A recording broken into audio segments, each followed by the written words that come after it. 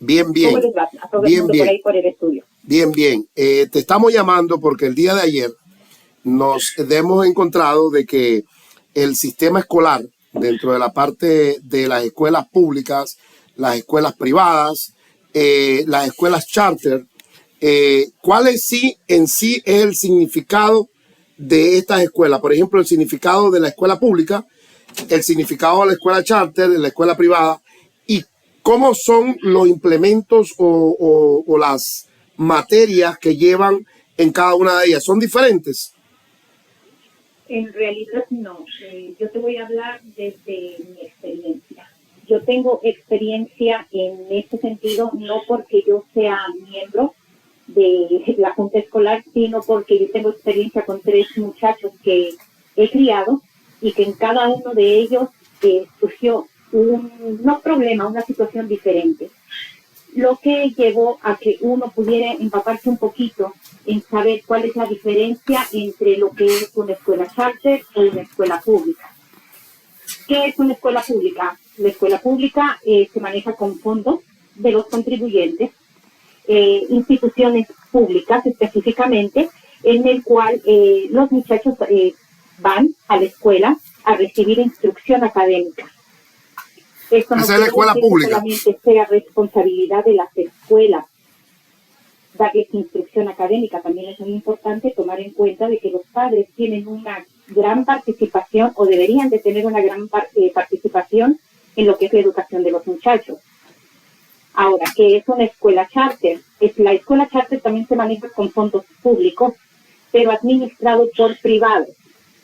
Cualquier persona como tú, como yo, teniendo un título con, para dar clases, algún título con una graduación mínima, que en este caso sería un asociado. Carrera técnica, es un asociado, una carrera técnica, puede adquirir permisos para poder abrir una escuela, recibir fondos públicos y como privado puedes tú administrarla. Ahora, yo estaba escuchando el caso que ustedes tenían ayer.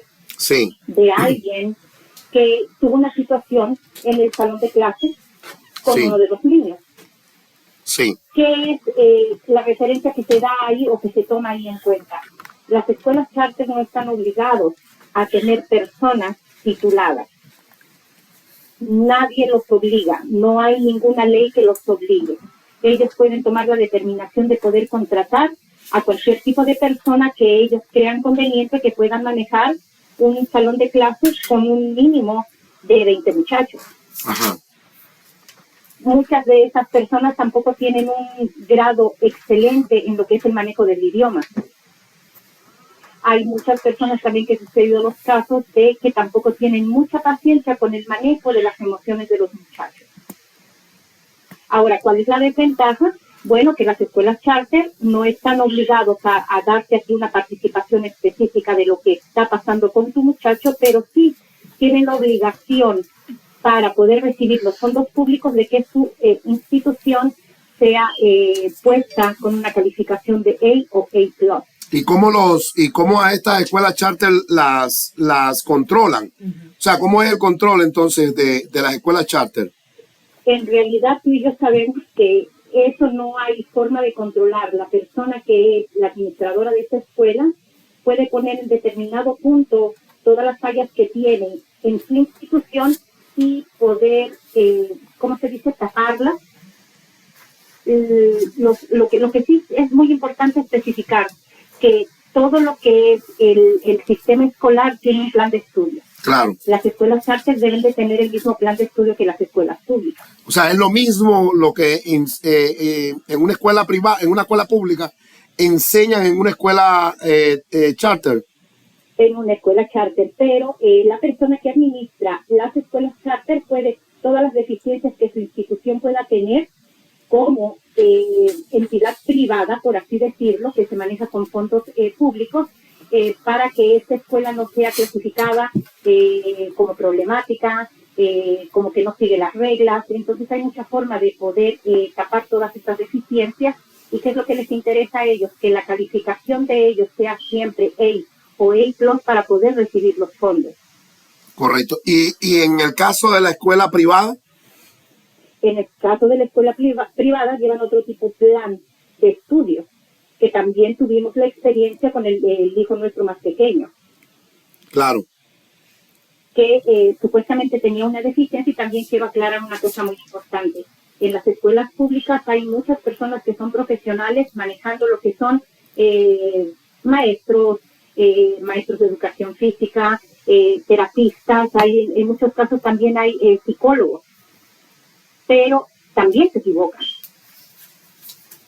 ¿Qué es lo que yo recomiendo? Que cuando tú tengas a tu muchacho en una escuela privada, lo importante para que tu niño pueda adquirir todos los conocimientos es de que está bien que en las escuelas se tenga una gran responsabilidad porque tu hijo adquiera conocimiento académico, pero también en casa ese conocimiento académico se debe de compartir con las escuelas.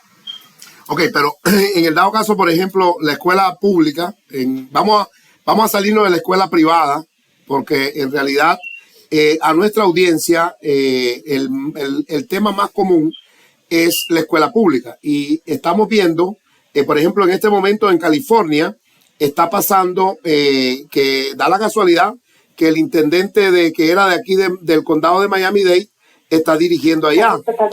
Carvalho está de jefe allá. Y hay un tema que es bien doloroso, pero es verdad.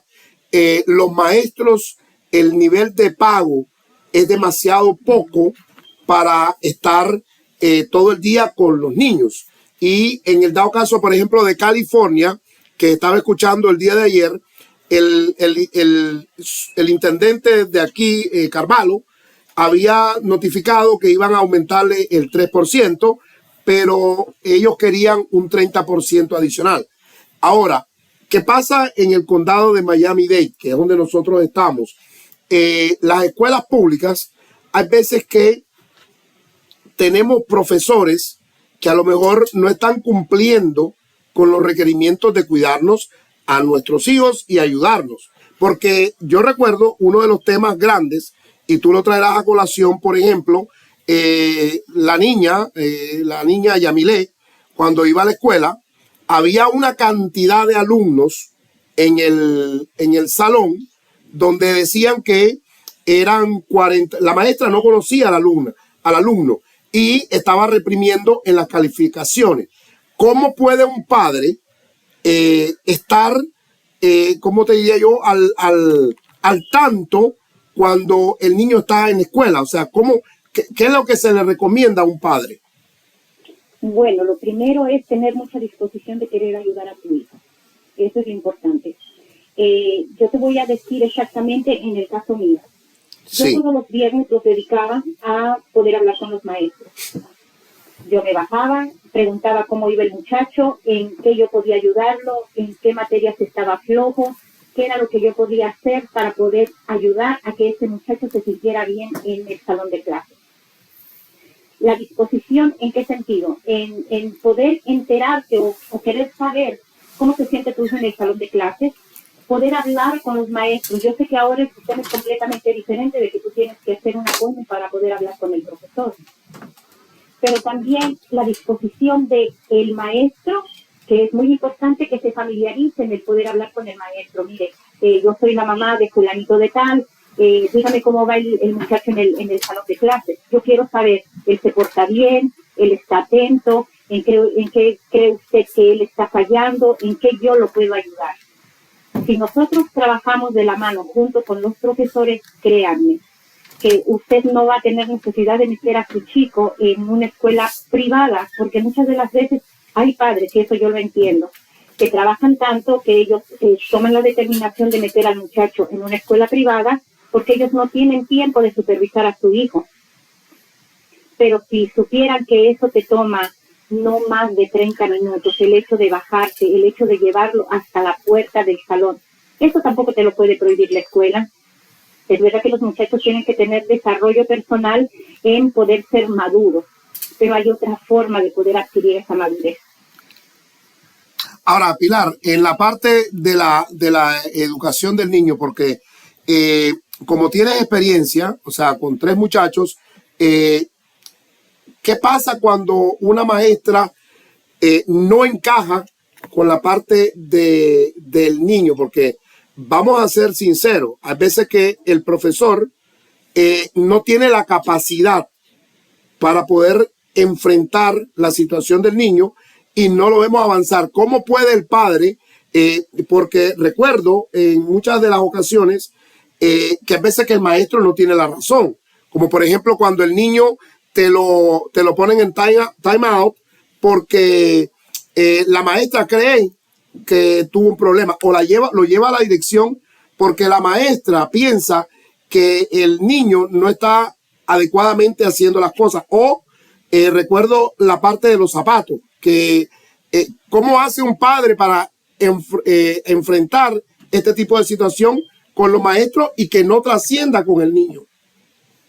Bueno, yo te voy a decir una cosa, que yo lo que le recomendaba al hijo mío era decirle, ok, ¿tú te sientes mal con este profesor? Sí, ok, dime específicamente qué es lo que pasa en el salón de clases, mami. Él se molesta porque yo le pido el querer ir al baño. Ok, ¿cuánto tiempo dura la clase? 1 hora. Ok, en esa hora, ¿tú puedes hacer lo posible por ir al baño antes de tú entrar al salón de clases con ese profesor? Sí. Ok, ¿tú estás seguro de que él se molesta por el simple hecho de que tú levantes la mano? Sí. Ok. Él ya tiene su carrera terminada, él ya tiene su título, tú eres el que necesitas pasar de año, ¿verdad? Tú eres el que necesitas aprender. ¿Estamos correctos? Sí. Pero lo que tú quieres es no molestar al profesor ni que el profesor se moleste contigo. ¿Correcto? Sí. Bueno, nosotros vamos a implementar ciertas normas. 1, trata de no ir al baño, trata de hacer las preguntas requeridas y que tú creas que de verdad necesitas, y si tú no te sientes cómodo, después entonces vamos a ver la manera de poderte cambiar de clase si es de que estas cosas no funcionan. Claro. Porque también es muy importante tener en cuenta, si el muchacho no se siente cómodo en el salón de clases, él no va a aprender. Es correcto, o sea, por eso es la pregunta. Pero al final de todo esto, lo que debe de existir entonces es una buena relación entre el padre y el hijo. Llevar una buena... El padre, el hijo, y teniéndole muy en cuenta, porque, por ejemplo, a nosotros nos interesa que nuestros hijos sean exitosos. Claro. Pero también es muy importante que no todos los muchachos, y entender que no todos los muchachos van a sacar 10 o van a sacar A+. Entonces yo lo que le decía a mi hijo, a mí lo que me interesa es de que tú pases con una nota que sea aceptable, pero que pases de año. ¿Y qué pasa cuando la asistencia del alumno, por ejemplo, el niño que no quiere ir a clase, cómo un padre puede sobrellevar este tipo de situación? Por ejemplo, que el niño no quiere ir a la escuela, no quiere levantarse o se siente incómodo. Bueno, es de que también hay que ver el por qué el muchacho no quiere ir a clases. Muchas de las ocasiones es porque el niño no duerme bien, porque el niño no lleva la tarea completada, porque el niño tiene alguna dificultad con algún amiguito dentro de lo que es el colegio, la falta de comunicación con el maestro. Entonces, por eso es de que tú debes de tener comunicación tanto con el muchacho como con el maestro. Ahora, todo eso es de disposición de los padres. Una última pregunta con respecto a... Yo sé que tú estás muy enterada con la parte de lo que es migración, con la parte migratoria. ¿Qué es lo que está pasando? ¿Es verdad que estos muchachos cubanos, venezolanos, colombianos y nicaragüenses que están llegando al condado de Miami-Dade están afectando el sistema escolar? Yo te voy a decir que sí, y en qué sentido. En algún momento, en el 2008 creo que fue, que hubo una ola muy grande de venezolanos.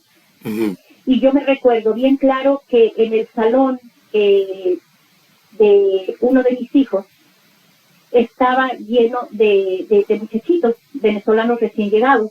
Sí.